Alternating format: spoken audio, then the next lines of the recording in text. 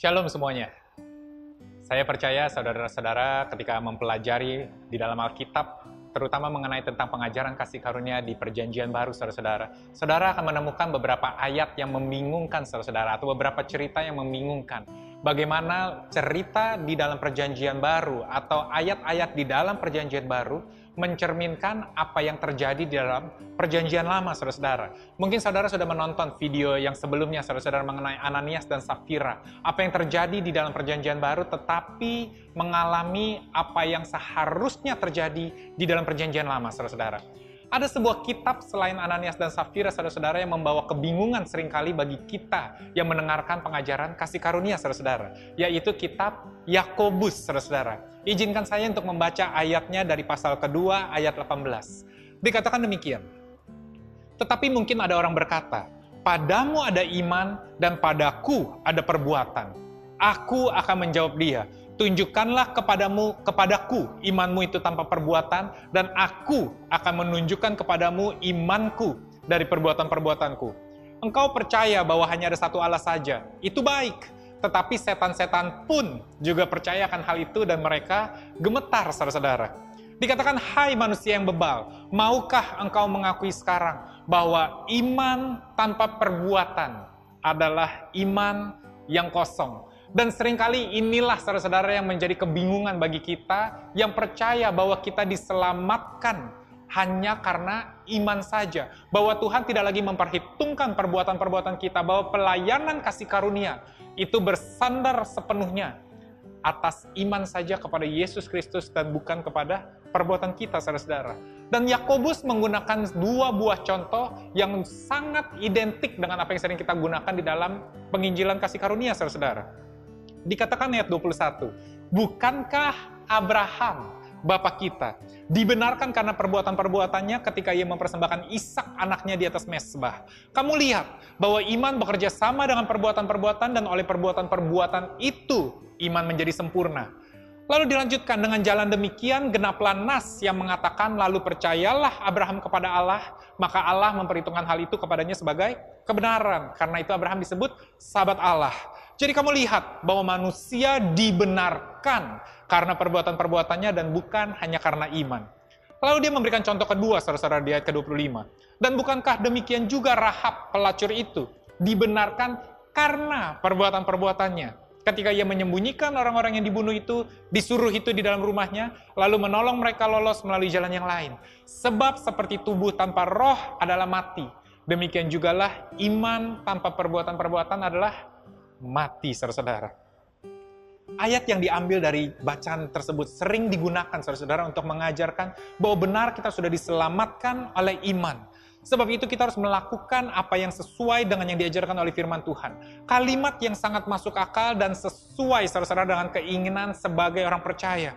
Namun seringkali ini menjadi sebuah bumerang ketika kita sebagai orang yang percaya mulai gagal di dalam melakukan perintah Allah, saudara-saudara. Sebagaimana Tuhan mengajarkan kita untuk mengampuni, namun ketika kita mengalami kesulitan di dalam mengampuni karena satu atau dua hal, maka pengajaran yang seharusnya baik itu malah menjadi sebuah tuduhan dan akhirnya membuat kita putus asa dengan identitas kita sebagai anak Tuhan, saudara-saudara. Dan karena ketidakmampuan dan keputusasaan di dalam menghadapi penuduhan ini, seringkali membuat kita merasa bahwa Tuhan tidak lagi berkenan kepada kita dan kita tidak lagi hidup sebagai orang benar. Maka kita pun mulai merasa bahwa kita pantas dihukum Tuhan, saudara-saudara. Tapi ingin saya jelaskan, apa yang ditulis oleh Yakobus sebenarnya sama sekali tidak bertentangan dengan pengajaran Injil kasih karunia, saudara-saudara. Kita tahu cerita mengenai Abraham, saudara-saudara, yang digunakan oleh Yakobus, bahwa benar Abraham pada akhirnya melakukan pengorbanan atau menyerahkan Ishak di atas mezbah, saudara-saudara. Bahwa benar Rahab melindungi orang-orang suruhan Tuhan. Tapi izinkan saya untuk menunjukkan apa yang terjadi oleh Abraham yang dilakukan mempersembahkan Ishak di atas mezbah, saudara-saudara. Itu dicatat di dalam kitab Kejadian pasal 22, saudara-saudara. Tapi di dalam kitab Kejadian 15, jauh sebelum hal itu terjadi, dikatakan di ayat 6, lalu percayalah Abram kepada Tuhan, maka Tuhan memperhitungkan hal itu kepadanya sebagai kebenaran. sangat jelas bahwa Abraham dipandang benar oleh Tuhan karena iman, saudara-saudara, dan bukan karena perbuatan. Bahwa karena kebenaran kita di hadapan Tuhan hanya melalui iman dan bukan melalui perbuatan. Saudara perlu tahu, umur Abraham ketika dia dipandang benar, saudara-saudara, di Kejadian 15, itu berkisar antara umur 75 sampai 85 tahun, saudara-saudara. Dan perbuatan yang dipandang benar yang dicatat oleh Yakobus mengenai pemberian Ishak, mengorbankan Ishak sebagai korban bakaran, saudara-saudara, yang ditulis di dalam Kejadian 22, itu sekurang-kurangnya Abraham berumur 100 tahun, saudara-saudara. Jadi saudara perhatikan, ada rentang waktu 25 tahun dari momen ketika Tuhan memandang dia sebagai orang benar, dan ketika momen Abraham mencatat atau melakukan sebuah perbuatan yang dicatat perbuatan benar oleh Yakobus, saudara-saudara. Contoh yang kedua yaitu Rahab, saudara-saudara. Saya akan jelaskan. Apa yang ditulis oleh Yakobus mengenai Rahab, itu sebenarnya diambil dari cerita di kitab Yosua pasal 2. Lalu yang menarik, saudara-saudara, di ayat ke-8 dari kitab Yosua pasal 2, dikatakan demikian. Tetapi sebelum kedua orang itu tidur, naiklah perempuan itu mendapatkan mereka di atas sotoh dan berkata kepada orang-orang itu, Aku tahu bahwa Tuhan telah memberikan negeri ini kepada kamu dan bahwa kengerian terhadap kamu telah menghinggapi kami dan segala penduduk negeri ini gemetar menghadapi kamu. Sebab kami mendengar bahwa Tuhan telah mengeringkan air laut Teberau di depan kamu, atau yang seringkali kita dengar sebagai Laut Merah, saudara-saudara. Ketika kamu berjalan keluar dari Mesir dan apa yang kamu lakukan kepada kedua raja orang Amori yang di seberang sungai Yordan itu, yakni kepada Sihon dan Og yang telah kamu tumpas, saudara-saudara. Dikatakan bahwa Rahab telah mendengar, bangsa itu telah mendengar mengenai Tuhan dan mereka mulai takut, saudara-saudara. Jika saudara pelajari kejadian Tuhan mengeringkan Laut Teberau atau Laut Merah tersebut, saudara-saudara, itu dicatat di Keluaran pasal 14 ayat 15 sampai 31. Dan kejadian yang dimaksud oleh Rahab mengenai Sihon dan Og itu tercatat di Bilangan 21 ayat 21 sampai 35, saudara-saudara. Tahukah saudara-saudara bahwa kejadian tersebut sudah terjadi 40 tahun sebelum Rahab menyelamatkan kedua orang ini? Apa yang saya coba maksudkan, saudara-saudara? Bahwa saudara perlu mengerti, perbuatan betul akan menunjukkan kesempurnaan dari iman kita. Tapi perbuatan itu tidak serta-merta mesti lahir langsung, saudara-saudara. Ketika iman kita percaya. Sebagaimana saudara menanam sebuah pohon, mungkin pohon mangga, pohon jambu, pohon rambutan, saudara-saudara. Ketika saudara menanam melalui benih, saudara-saudara, saudara akan taruh di dalam tanah dan akarnya mulai bertumbuh. Akarnya bertumbuh, saudara-saudara. Tapi kita sama-sama tahu, buahnya tidak langsung keluar, saudara-saudara. Bahwa ada momennya buah itu akan keluar pada musimnya. Jadi hari ini saya mau katakan kepada saudara, bahwa betul, saudara-saudara, perbuatan saudara atau buah dari pohon tersebut itu akan mengkonfirmasi akar atau iman dari yang saudara miliki.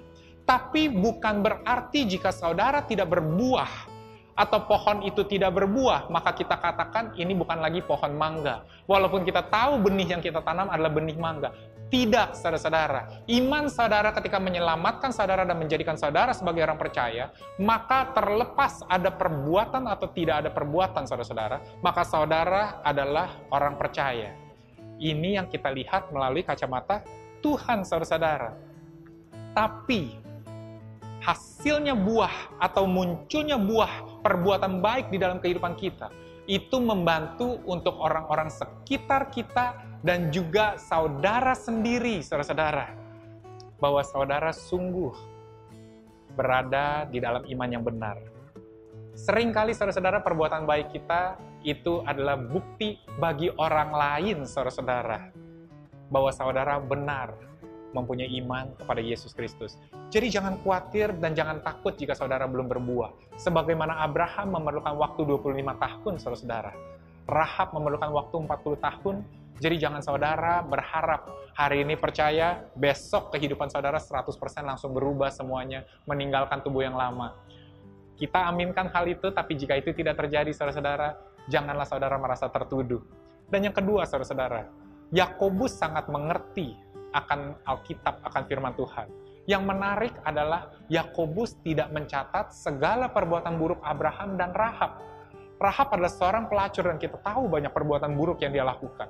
Abraham juga demikian, saudara-saudara. Saudara tahu, Abraham menikah dengan Hagar dan mendapatkan Ismail. Abraham bahkan berdusta 2 kali, saudara-saudara, kepada Firaun dan kepada Abimelek, saudara-saudara. Jika kita berkata bahwa Abraham dan Rahab, terutama Abraham, melakukan dan mengenapi hukum Taurat, tahukah saudara bahwa Abraham ada 400 tahun, saudara-saudara, sebelum hukum Taurat itu ada, saudara-saudara. Jadi sekali lagi saya ingin memberikan sebuah penekanan. Keselamatan saudara bukanlah atas perbuatan. Yakobus mengerti hal ini, maka itu dia menuliskan, iman saudara yang menyelamatkan. Tapi dengan cara dia menulis, saudara-saudara, itu kita bisa lihat dari cultural background, konteks pada zaman tersebut. Yakobus sedang menuliskan ketika di zaman gereja sedang terpencar, saudara-saudara. Gereja sedang disperse, saudara-saudara, dan mereka sedang mengalami kemerosotan moral. Mereka hidup semena-mena dan mengaku bahwa mereka sudah diselamatkan. Mereka hidup sesuka-suka hati mereka, berbuat banyak kesalahan, tapi mereka berkata, iman kita kepada Yesus Kristus. Yakobus berkata, hai, gereja Tuhan, perbuatanmu akan konsisten, akan sinkron dengan imanmu. Percayalah bahwa roh itu penurut dan daging itu lemah, saudara-saudara. Saya percaya jika kita mempunyai the right believing, saudara-saudara, kita akan produce right living. Jadi hak kita dan tugas kita bukanlah untuk menghakimi kehidupan orang-orang di sekitar kita, karena ada seorang hakim yang agung, dan itu yang dicatat oleh kitab Yakobus juga, saudara-saudara. Tapi iman kita, tugas kita adalah percaya bahwa kita dipandang sebagai orang benar sekali sampai selama-lamanya. Bahwa perbuatan kita dengan kemurahan hati Tuhan dan kasih karunia-Nya tidak mencerminkan keselamatan yang telah kita miliki, saudara-saudara. Oke semuanya? Terima kasih sudah menonton video ini. Jika saudara ingin memberikan pertanyaan, komentar, ataupun kesaksian, saudara dapat lihat di slide berikut ini. See you! Hai, saya Julian Chong dari The Cause Indonesia Church, dan ini adalah channel YouTube kami. Saya mau berterima kasih karena sudah bergabung dengan kami hari ini. Saya berharap apa yang kami bagikan menginspirasi Anda, membangun iman Anda, dan juga memberikan perspektif tentang bagaimana Tuhan bergerak di dalam kehidupan Anda. Saya percaya video hari ini sudah memberkati Anda. Maka itu jangan lupa untuk suka dan sebarkan video ini ke teman-teman ataupun keluarga Anda. Serta berlangganan dan juga menyalakan lonceng pemberitahuan di bawah ini untuk mendapatkan update akan video-video terbaru dari kami. Sekali lagi terima kasih dan jangan lupa nonton video kami yang lain di channel kami. Sampai jumpa di episode yang lainnya. Shalom.